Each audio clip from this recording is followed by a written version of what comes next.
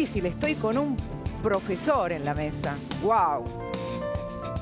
Estimado profesor Jesús Huerta de Soto, bienvenido. Muchas gracias por la invitación y para mí es un honor, pues creo que fue de presidencia, insistieron, hombre, aunque no acepta usted nunca entrevistas, ya que viene a Argentina, y me dieron a elegir, me sugirieron varios y yo elegí el horario que me venía menos mal, que era por la tarde, y dije, con Cristina Pérez.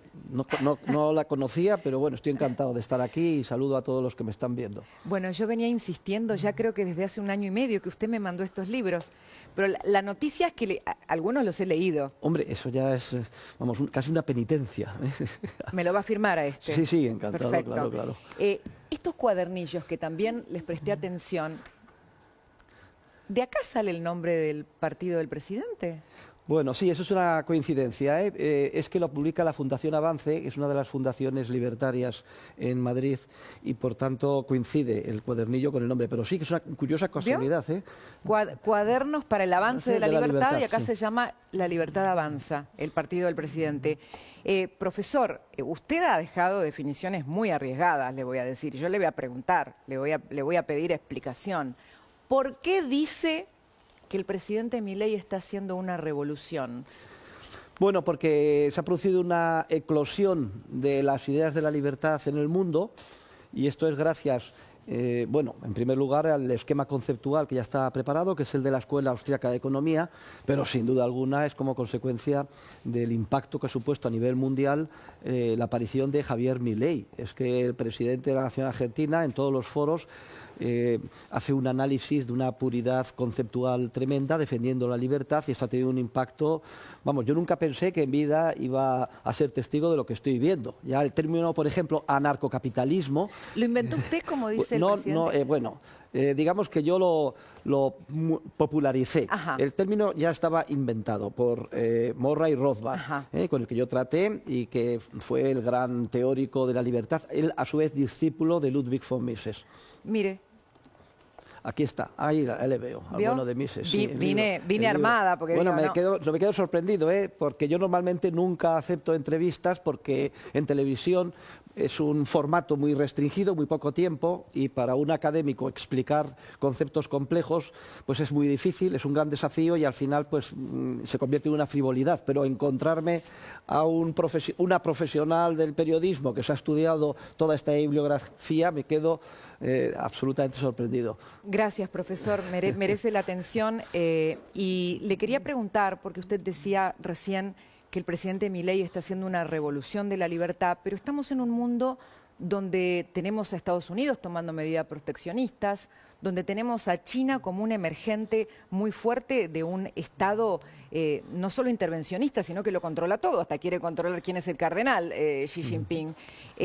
¿Cómo conjugamos esto con esta aparición de Milei en el escenario y con esto que usted llama revolución? Bueno, a mí, yo estoy especializado, yo soy profesor, a mí lo que me interesan son las ideas. El presidente Milei ya ha triunfado, en el sentido de que ya ha introducido las ideas, y una vez que las ideas están ahí, pues son imparables, sobre todo con los jóvenes, es increíble, y los jóvenes el día de mañana serán los que asumirán la responsabilidad, ¿no? Y las ideas son las que mueven el mundo, y por tanto tenemos que ser muy optimistas, porque en España utilizamos mucho el lenguaje taurino. Aquí no tienen ustedes los toros, ¿no? Decimos, no, pero somos descendientes de bueno, españoles. Pues se dice, ya está el toro en la plaza, y por tanto es imparable, el toro de las ideas. Luego, yo entiendo que a la gente normal, y aquí a ustedes, etcétera, les interesa pues la política de cada día. Claro. Sí, pero por encima de eso está la teoría, los principios morales, el conocimiento científico, y esto es lo que tenemos que ir avanzando, porque en última instancia se filtra por toda la sociedad y termina impulsando la evolución de los acontecimientos por el buen camino. Usted, me imagino que viene siguiendo la gestión económica del presidente, y que eso lo ha llevado a hacer un pronóstico para Argentina acerca de lo que viene, porque ha hecho un pronóstico muy optimista. Quería preguntarle eso. Se nota que Cristina me quiere llevar al terreno de la política argentina.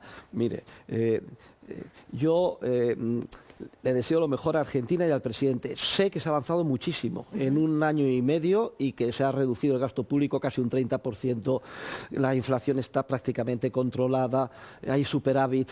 Todo esto es importante, pero que sepan que a mí lo que me interesa no es estos resultados concretos prosaicos, sino que me interesan las ideas, la teoría. Eso es lo importante, ¿eh?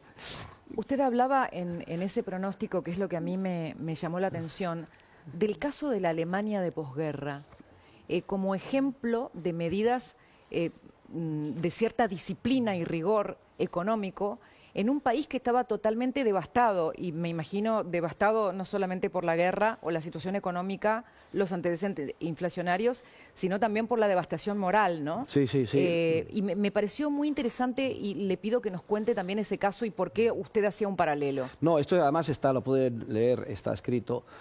Ludwig Erhard publicó un libro al respecto que se titula Libertad para todos, lo explica con todo detalle. Alemania estaba arrasada, eran ruinas, y precisamente las potencias ocupantes, lideradas por Estados Unidos, aterrizaron con unos expertos que lo que aconsejaban era regulación, Estado, precios máximos, cartillas de racionamiento. Pero afortunadamente Adenauer pues nombró ministro de Economía a Erhard, que había estudiado en la Escuela Austriaca de Economía, y en contra, y sin que lo supieran, los gobernadores militares aliados, liberalizó todo de la noche al día. Y la verdad es que estuvo a punto de jugarse el cargo, pero fue tan evidente el resultado positivo que se tuvieron que callar los norteamericanos, los ingleses y los franceses. Y ese es el comienzo, esa liberalización de la economía. Desde luego, cuando eliminaron toda la intervención, es que literalmente de debajo de las piedras surgieron múltiples mercados llenos de patatas, mantequilla, leche, etcétera, que parecía que no existían, ¿eh? Y digo que es el comienzo de lo que se conoce con el nombre de Wirtschaftswunder en alemán, el milagro económico alemán. De hecho, en 5 o 6 años, Alemania, destruida por la guerra y recibiendo mucha menos ayudas del Plan Marshall, como es lógico, que Francia e Inglaterra, ya superó a Francia e Inglaterra. Pero eso fue porque Francia e Inglaterra eligieron partidos políticos que llegaron al poder, socialistas, que llevaron a cabo un programa de intervención atroz. ¿Y usted pronosticó un milagro argentino con este ejemplo? Bueno, yo lo que he dicho es que resulta que el presidente de ustedes, que además es una persona de mucho corazón, yo estoy muy sorprendido porque le he tratado personalmente ahora más y creo que son a ustedes muy afortunados, que además es una persona que se emociona, llora, es una cosa increíble, ¿no? Pues es muy, yo digo, pecas de pesimista, Javier. Dice que en 30 años Argentina, ¿cómo que en 30 años? Si ustedes le apoyan, le siguen y le liberalizan a Argentina como Dios manda y rápidamente, no en 30 años, en menos de 10 años han puesto este país en el liderazgo. Estaba pensando en algunos de sus conceptos, profesor, y me tienta preguntarle cuando reciba su condecoración el domingo, ¿cómo la va a agradecer? ¿Me va a adelantar algo? No, aquí lo que sucede es que yo no me merezco ninguna condecoración y estoy muy agradecido que me la concedan. Para mí ha sido una sorpresa. ¿No la va a devolver? No la voy a devolver. En puridad de principios la debería devolver. Ajá. Porque procede del Estado. Ajá. Y yo considero que el Estado es la encarnación del demonio y una representación del maligno en la tierra, el anticristo que sugería. Directamente. Directamente, sí. Pero en este caso, primero, es de la nación argentina. Para mí el concepto de nación es más bien de sociedad civil y además nacido es ser agradecido. Muy no bien. La voy a devolver. Lo que sí voy a... No se va a venir hasta el fin del mundo para devolverla, no. Porque yo no solo no acepto entrevistas, sino que tampoco viajo. Lo que pasa en este caso, me concedía un doctorado honoris causa. Javier Milei, pues tuvo una conversión como San Pablo y de ser el típico economista intervencionista mainstream neoclásico, descubrió la escuela austríaca y mis obras, y además lo está llevando a la práctica, pues no podía negarme a venir. O sea que vengo encantado, acepto encantado la medalla, digo a todo el mundo que la considero completamente inmerecida. Pero bueno, daré un discurso de agradecimiento breve de 20 minutos en el que voy a incidir en 3 o 4 ideas que si quieres les puedo explicar para que aquellos que no estén presentes pues las puedan conocer. Haga de cuenta que está entrando a una de sus clases donde los chicos jóvenes van con teléfono celular a filmarlo. ¿Es así? Sí, bueno, pasa... Se despeina, usted habla fuerte y teatraliza las clases. Vamos a ver, la ventaja es que todas mis clases están grabadas y además en diferentes formatos y en diferentes cursos, la han visto centenares de miles de personas. Sí, sí. Están en libre acceso, incluso el presidente Milei me incluyo. Es muy histriónico, profesor, uno lo sigue con eso de histrión, entusiasmo. en histrión es un término que procede del griego, que significan los actores. El español de Castilla sí. es un término ligeramente peyorativo. ¿Ah, sí? Sí, pero bueno. No, pero esto intenté un elogio. Sí, pero es que uno tiene que llamar la atención a los alumnos, sobre todo en una clase de economía política, porque si no, se te duermen. Y yo procuro que no, tenerlos despiertos todo el rato. ¿Y más en la era de los celulares o no? Pues sí, bien, eso es una ventaja porque como si te graban las clases, inmediatamente están en las redes, pues tienes una llegada mucho mayor. Pues yo tengo a lo mejor 60 alumnos, pero en tiempo real lo están viendo 60.000, pero luego se extiende y se convierte en millones, una cosa sorprendente. ¿Usted le regaló el cuadro al presidente que se trajo de Madrid de aquel discurso? Es cierto, un cuadro ciclópeo. Lo estuve el otro día viendo en la Residencia de los Olivos y dije, no me acordaba que esto fuera tan grande, Javier, de 3 metros, debe ser 3,5 metros por 2.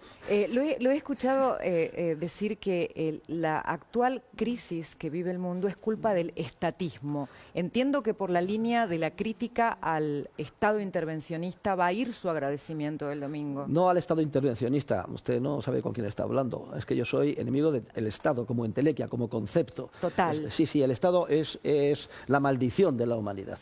O sea, la historia del género humano es una historia de sometimiento y servidumbre al gobernante y poquito a poquito surgió espontáneamente el comercio libre y se ha abierto mínimamente la ventana de la libertad ayer, dio lugar a la revolución industrial y esto a una prosperidad, pero inmediatamente los estatistas han vuelto a la carga. No es la crisis actual, es la crisis social, digamos, de todos los tiempos, la lucha de la libertad frente a la coacción sistemática o violencia sistemática de los estados o gobiernos. ¿Es importante la batalla cultural, profesor? Sí, por batalla cultural entienden ustedes el estudio y la divulgación de las ideas de la libertad es vital. Y aquí es donde digo que ya ha triunfado el presidente Milei, porque es que ha llevado la agenda, pero a nivel mundial. Ustedes no son conscientes, quizá desde Argentina, y es normal, están más distraídos por la política del día a día, pero es que a nivel mundial, desde el discurso de Davos, la ONU, etcétera, es que en cada oportunidad el presidente Milei ha aprovechado para dar una clase científicamente muy fundamentada sobre lo que es la libertad y la necesidad que tenemos de ella. ¿Qué es la motosierra? La motosierra, bueno, mañana tengo una pequeña conferencia en la Feria del Libro, donde voy a hablar 34 minutos, voy a dar una charla con el título de Raíces escolásticas del pensamiento de Javier Milei, y uno de los puntos que voy a demostrar es que la motosierra es escolástica. ¿Cómo sería eso? Ya fue propuesta por los grandes pensadores de nuestro siglo de oro español en el siglo XVI y XVII. ¿Ya había motosierra ahí? No, ya proponen que hay un exceso de regulación, que es loco el poder y mando, decía el padre Juan de Mariana, que las leyes cuando son muchas, como ni aún se pueden conocer, a todas se pierde el respeto y que forzoso es que se caiga en hierros muchos. Estoy citando hierros, es equivocaciones, sí, claro. Errores. Estoy citando porque ellos escribían en español del siglo XVI y que por tanto que hay que meter la motosierra y quitar regulación. Por ejemplo, en España el año pasado hubo 1.350.000 páginas de regulación, más de la mitad de ellas procedentes de la Unión Europea, para que se hagan idea. No alcanza una motosierra y se Pero necesitan la motosierra no es solo cortar regulación, también es cortar gasto público. Y también el padre Juan de Mariana lo decía, que el gobierno se dedica como una bola de nieve a gastar cada vez más subsidios, gastos bélicos, etcétera, y hay que cortar el gasto público, cosa que sí que ha hecho, desde luego, Javier Milei con un éxito extraordinario en su país. Cuando agarré su libro Estudios de Economía Política, pequé de no ser cronológica. Me fui al índice y busqué crisis e inflación. Sí. Por acá lo tengo marcado. Y me encontré con la escasez de dinero y con la posición contraria a crear dinero o a la expansión ficticia del crédito como las bases que usted ponía para lograr desinflación y también para prevenir crisis y preparar el terreno, si permanecía la disciplina fiscal, para el crecimiento de la sociedad. ¿Lo podría contar esto a la gente Uy. en términos simples? Porque creo que es parte de lo que está haciendo, Milei coincide, por supuesto. Bueno, la primera cosa es que la inflación a nivel popular se entiende por ella el crecimiento de los precios. No es así. Lo que se infla es la cantidad de dinero en circulación, lo cual tiene un efecto, a igualdad de circunstancias, y es que, bueno, cuando hay una muy buena cosecha de patatas, el precio de las patatas tiende a bajar, ¿no? Bueno, pues si crece mucho la oferta de dinero, que es la inflación, lo que se infla, el precio del dinero tiende a caer. El precio del dinero es su poder adquisitivo. Lo que sucede es que el poder adquisitivo de la unidad monetaria cae. Cada vez compra menos. Y entonces esto se visualiza, lo ve la ciudadanía, como un aumento de los precios nominales. No es que los precios suban, no, es que el poder adquisitivo de la unidad monetaria está cayendo como consecuencia de la inyección tremenda. ¿Y cómo se inyecta el dinero? Pues desde que se nos robó el dinero de verdad, que era el oro, y se sustituyó por papel moneda y medios fiduciarios creados por el Estado, el dinero se inyecta bien monetizando el déficit público, se gasta más por el gobierno de lo que se ingresa y se imprime dinero para pagar la diferencia, era la monetización del déficit, que es lo que ha parado el presidente Milei, y también se inyecta, que es el procedimiento tradicional, por el sistema bancario privado que opera privilegiadamente con una reserva fraccionaria. Esto también es una cuestión muy sutil, pero la gente no es consciente de que la mayor parte del dinero está creado por este procedimiento. O sea, usted deposita dinero en el banco a la vista y el banco, en vez de mantenerlo, con eso lo presta a otro e inmediatamente duplica la cantidad de dinero. El depositante, su saldo lo tiene, que es el que ha depositado en el banco, pero simultáneamente hay otra persona que lo ha recibido. Además, esto en cadena. De hecho, en todos los países occidentales, las 9/10 partes del dinero creado son por este procedimiento. O dicho de otra forma, solo una 10ª parte del dinero está materializado en papel moneda y moneda fraccionaria, papel. Pero el resto es todo asientos contables creados por la nada de la banca. Y por eso esta mecánica de la escasez del dinero debería funcionar para la desinflación. Bueno, por esto, una vez que sea...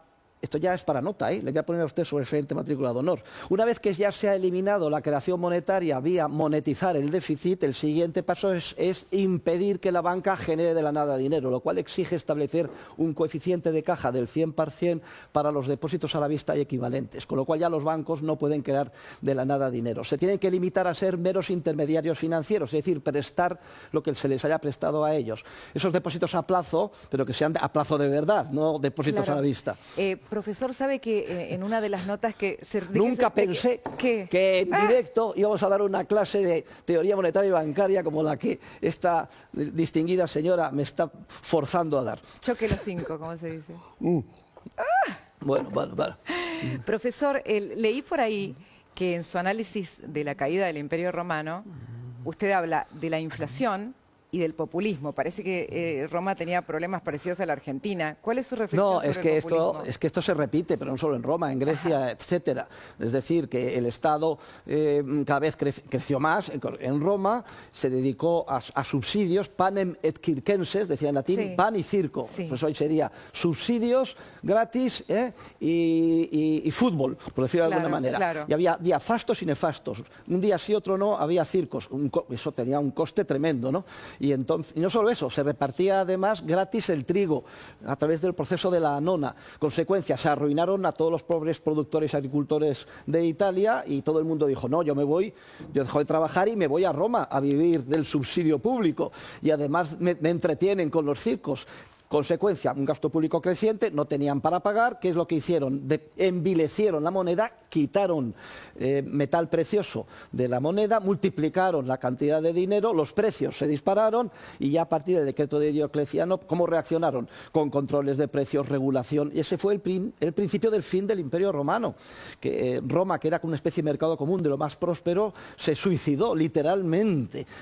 Y los bárbaros lo único que hicieron fue ocupar los restos. De hecho, hay documentación en España curiosa que demuestra que los españoles estaban deseando que llegaran los bárbaros, preferían ser formalmente esclavos de los bárbaros que seguir siendo ciudadanos romanos bajo la bota opresora del recaudador de impuestos del Estado.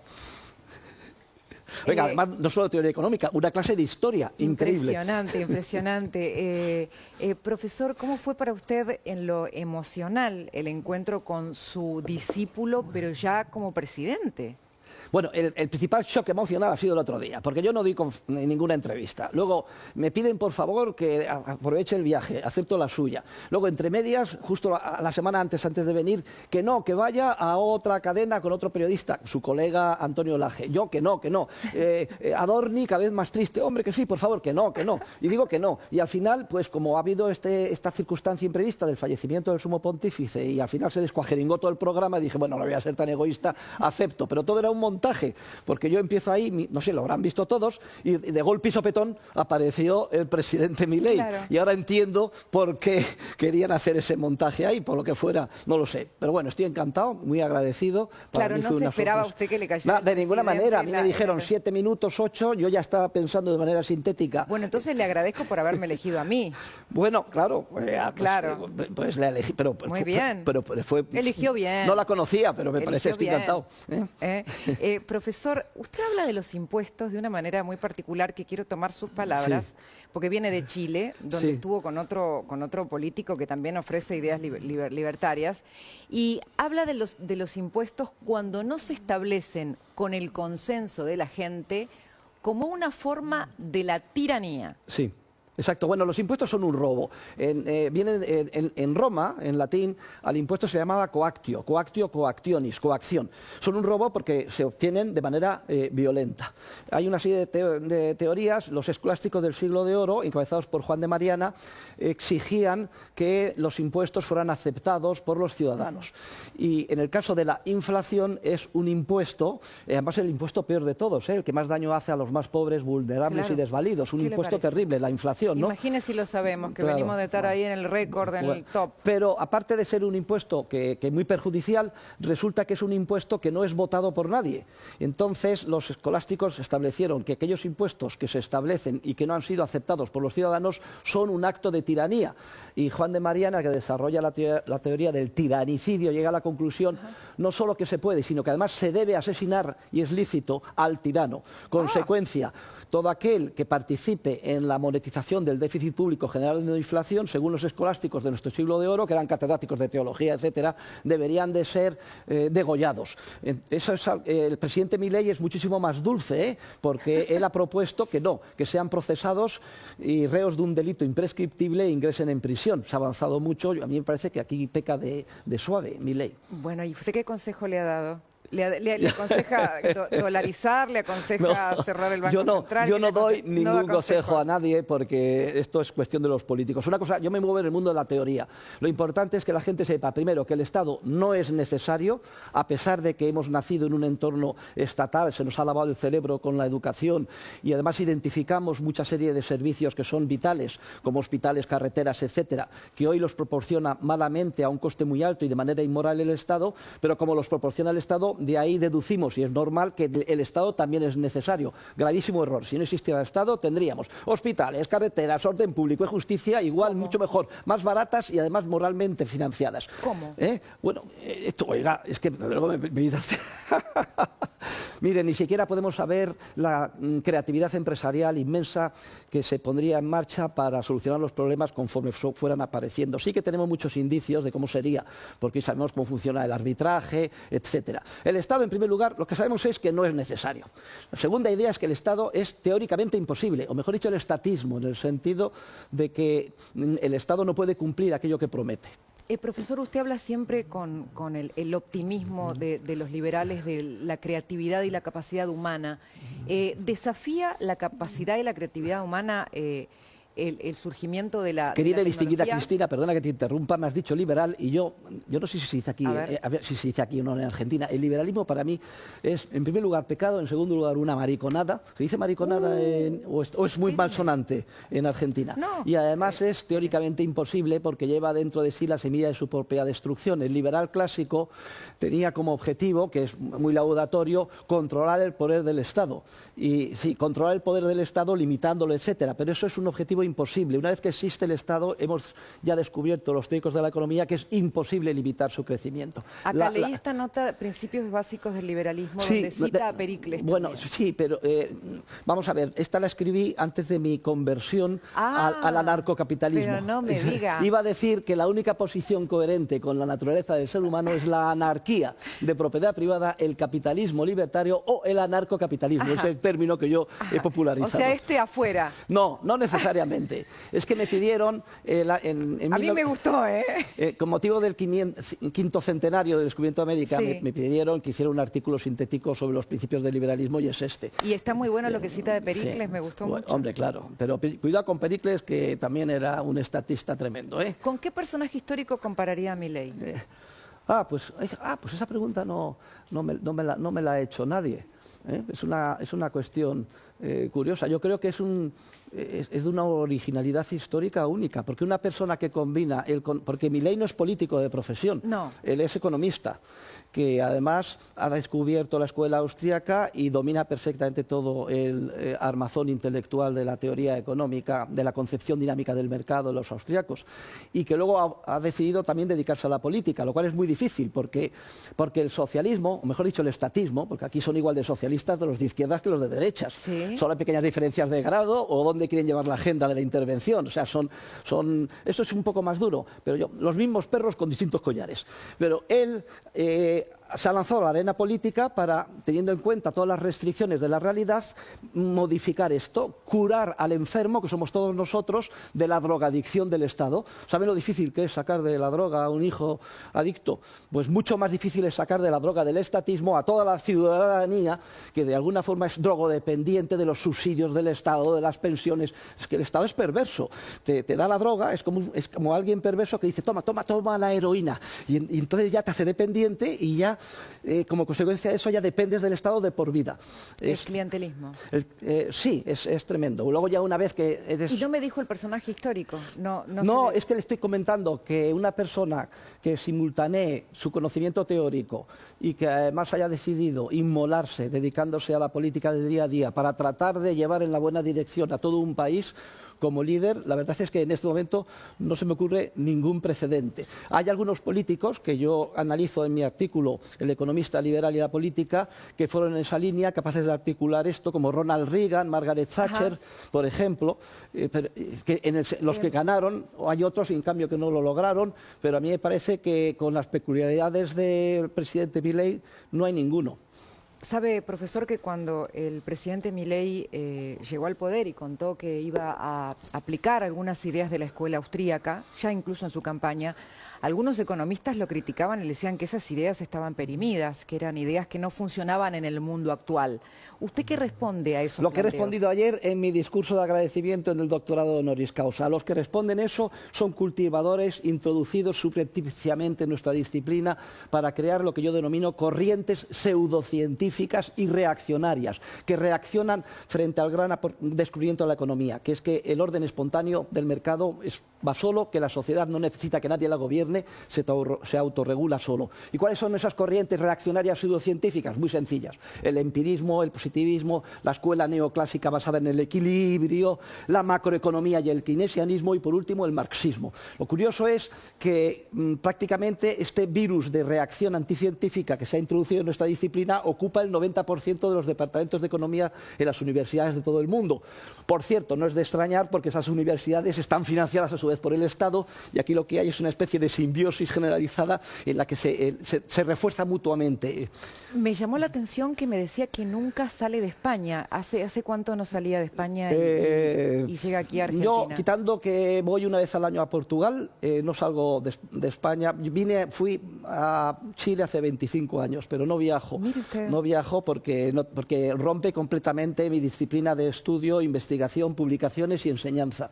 ¿Qué experiencia ha tenido en Buenos Aires? ¿Qué le ha impactado? ¿Cómo lo ha impactado esta ciudad? Estoy encantado en el país. ¿Ya probó asado? No estoy encantado porque es como estar en España. Por mucho que se haya criticado pues, la conquista española, etcétera, hay algo que es innegable, que tenemos un lenguaje, una cultura, nos entendemos perfectamente, aunque ustedes hablan de plata, de bancar al presidente, esto en español se dice apoyar al presidente. O sea, a la pollera la llaman falda, nosotros la llamamos falda, no se llama pollera, pero quitando esto, encantado. Y luego además se ven las iglesias y las universidades, o sea, toda la cultura, porque España pues trajo la religión, vinieron los franciscanos, creamos las primeras universidades, mucho antes que los anglosajones, y la verdad es que es emocionante viajar 11.000 kilómetros y sentirse como en casa. Qué bien, qué bien. También lo escuché que comparaba, bueno, las distintas posiciones con respecto a la economía del Papa Francisco y del Papa Ratzinger, del Papa Benedicto. Estábamos como ante un papa más capitalista y un papa no, pero yo no quiero hablar, porque además estamos de luto y acaba de fallecer el pobre Francisco y reitero mis condolencias. Simplemente indicar que, bueno, no es misión ni obligación de los papas saber teoría económica. Lo único que pasa es que tienen un eco tan grande que deberían de ser más prudentes a la hora de hacer alguna manifestación que pueda ser malinterpretada. Pero desde luego la genialidad del Papa Ratzinger es tremenda. Él tiene un libro, Jesús de Nazaret, y en el volumen 2, precisamente comentándola, dice, ahora vamos a ver la tentación más grave, la tienen ustedes en el versículo 5 del capítulo 4 de San Lucas, ¿no? Escogen a Jesús, lo lleva a una cima y dice el demonio a Jesús, observa todos los estados de la tierra, cuyo poder me ha sido concedido y yo lo entrego a quien quiera, te los ofrezco si me adoras. Y dice Ratzinger, esta es la peor tentación, la que somete a la humanidad el diablo, que a través del Estado que encarna su maldad nos tienta, porque los estados siempre se presentan como bienhechores, ¿no? Dice, nunca el diablo no es tan tonto como para hacernos adorar directamente al maligno, sino que presenta algo muy atractivo, y esa es la gran tentación del Estado. Subvenciones de todo tipo. ¿Se debe espantar ante los aranceles de Trump o no? ¿Cómo ve eso? Pero bueno, ¿cómo tira usted con balas de plomo? Es que lo escucho y digo, Dios mío, el profesor cuando ve los aranceles y 40 y 50... El arancel es un impuesto. Todos los impuestos son un robo y por tanto cualquier persona que defienda la libertad tiene que estar en contra de los aranceles. De hecho es el segundo o el tercer impuesto más dañino. El impuesto más dañino es el impuesto sobre el capital y los capitalistas, porque en la medida en que daña la acumulación de capital daña a los más vulnerables, porque el salario de los trabajadores depende de su productividad y su productividad de que tengan mucho capital bien invertido. Pero el segundo impuesto más dañino es el impuesto sobre los bienes de consumo, y los aranceles son un impuesto sobre los bienes de consumo o bienes importados desde fuera. Ahora bien, hay que añadir una cosa, cuidado, que ha entrado Trump como un burro en una cacharrería, ¿se dice así? Aquí. Está bien, se entiende. Bueno, y si los americanos sí quieren pegar un tiro en el pie, sus consumidores, pues no tenemos que reaccionar, por ejemplo, en Europa con una guerra arancelaria. Europa lo que tiene que hacer es eliminar sus aranceles industriales y agrícolas, porque eso favorecería a los 450 millones de europeos, entre los que me encuentro, y de paso dejaría sin argumento a Donald Trump, porque dice que sus aranceles son recíprocos. Pero hay mucha hipocresía, porque es que ahora dice la presidenta de nuestra comisión, Von der Leyen, que se da cuenta, que se acuerda ahora de que los aranceles en Europa a los coches americanos son 4 veces más altos que los de América a los europeos, y ofrece bajarlos a buenas horas, mangas verdes. ¿Dicen ustedes esto aquí? No, eso no lo tenía. No lo dicen. Profesor, ya tengo que saludarlo, la verdad. ¿Nos ha dado una clase de anarcocapitalismo o no? Hasta se ha sentado a escucharlo su alumno. Sí. Bueno, hay un mensaje que voy a dar el domingo, que quiero dar a toda la nación argentina para despedirnos, y es que los grandes próceres de la patria argentina, empezando por San José y por ejemplo, el gran constitucionalista Juan Bautista Alberdi, iniciaron una revolución liberal contra el antiguo régimen. El mensaje mío es que esta revolución liberal tiene hoy su continuidad en la revolución anarcocapitalista del siglo XXI, y además uno de sus principales protagonistas en el presidente de su nación, Javier Milei. Gracias, profesor, por visitarnos. La verdad, le agradezco muchísimo porque sé que no ha dado notas en 40 años y acá hemos tenido la insolencia de romper esa tradición. Pero fírmeme sí, claro, se lo este firmo libro yo, claro, y este también, si no le molesta. Con mi pluma y además con la Yo le voy a mandar para su señora Sonsoles mi libro, que yo escribo sí, qué bien. novelas. Bueno, ya ha escrito usted también un libro. Ya tengo 5. Cuidado. Bueno, pues es que claro, esto de escribir libros es un vicio, que tener mucho cuidado. Ahí está, nos firmamos mutuamente que ella lo está acompañando, así que sepa que me he acordado de ella. Muchas gracias. Ahí está. Y está situado en el Renacimiento, que es un tiempo muy bonito para la libertad. ¡Ay, qué preciosidad! Ahí está. Hoy es 25, ¿no? 25 de abril, sí. Vale, pues para Cristina Pérez con afecto. Un placer. También. Un placer. Muchas gracias. Creo que ese es el preferido de Milei, el que te está Tiempo de tomando. renacer, la vida de dos mujeres. No, el suyo, digo. Bueno, el mío. Sí, no, el mío no creo que lo haya leído. Ahí está, y me quedo con cuadernillos acá, incluso con este que me lo ha vetado. Pero le voy a hacer la firma de John Hancock. ¿Sabe usted qué es esto? A ver. Aquí está, 25. Pues que en la Declaración de Independencia de Estados Unidos, si va usted a Filadelfia a verla, We the People of the United States, al final el menos importante de los que estaba allí firmante dijo, voy a pasar a la posteridad, cogió la pluma y puso John Hancock, así de grande, y dejó un espacio muy pequeñito y ya están Thomas Jefferson, Washington, etcétera. ¿Cuál es su línea favorita de la Declaración de...? Bueno, eso, la Declaración fue una revolución, lo que pasa es que hubo luego una contrarrevolución y fue traicionada por la Constitución norteamericana, que no ha sido capaz de parar el estatismo en Estados Unidos. Muchas gracias. Profesor Jesús Huerta de Soto. Me ha dejado destrozada esta mujer. No. Gracias. Muchas gracias, amigos. Mientras el profesor... nos ha ido bien, me dicen que nos ha ido bien, nos ha ido bárbaro. Lo vamos a invitar seguido. Edesur está enfocado en mejorar poniendo todo su esfuerzo y los recursos